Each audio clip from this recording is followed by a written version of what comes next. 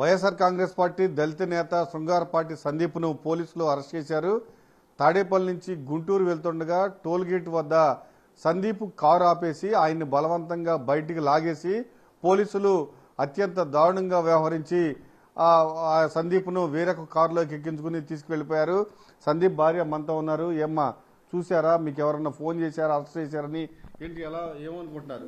Video చూసామండి. వాళ్ళు kidnap చేసేలాగా బలవంతంగా తీసుకెళ్లిపోయారు. కొట్టుకుంటూ ఫోన్ తీసేసుకొని బలవంతంగా 5 నెంబర్స్ పట్టుకొని మా హస్బెండ్ తీసుకెళ్లిపోయారండి.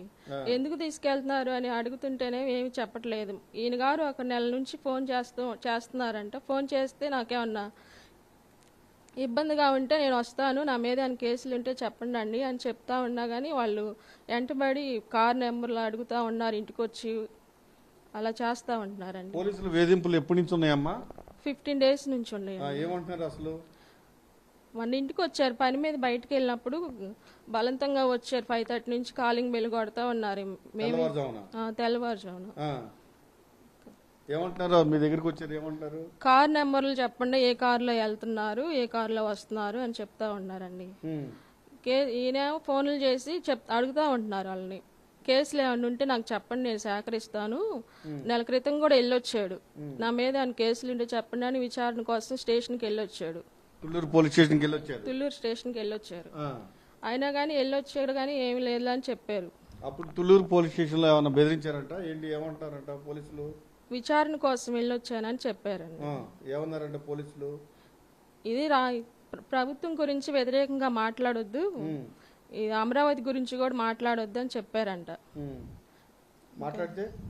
మాట్లాడితే ఇంకా చంపేస్తామని అది చెప్పారంటండి. ఇప్పుడు 15 రోజుల నుంచి పోలీసులు ఏంటమ్మా మీ రోడ్లో వస్తున్నారా, ఆయన చుట్టుముడుతున్నారా, ఏం చేస్తున్నారు, ఎలాంటి హెరాస్మెంట్? ఇంటికి వస్తా ఉన్నారు, ఈయనకి ఫోన్ లొకేషన్ పెడతా ఉంటున్నారండి. ఇంక ఈయనేమో ఇంట్లో లేనప్పుడు ఇంటికి వచ్చారు 2 times ఏమో.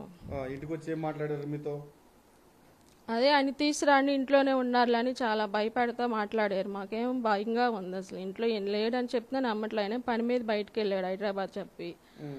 ఇంక టెన్షన్ పడతా మమ్మల్ని ఇబ్బంది పెడతా ఉంటున్నారండి.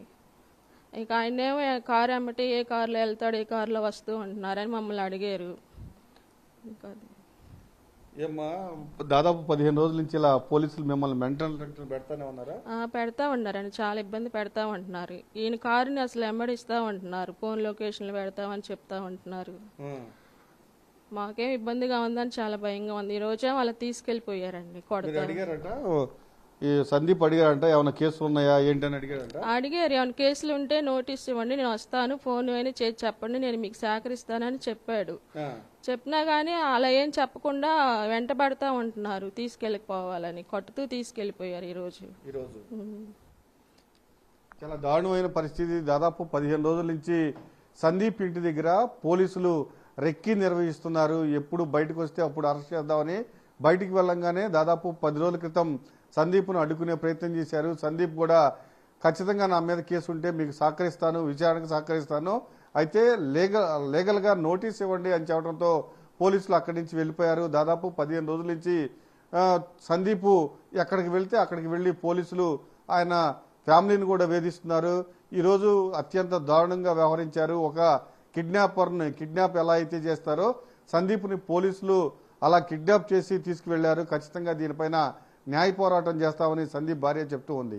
కెమెరామెన్ నవీన్తో అశోక్, సాక్షి టీవీ, తాడేపల్లి.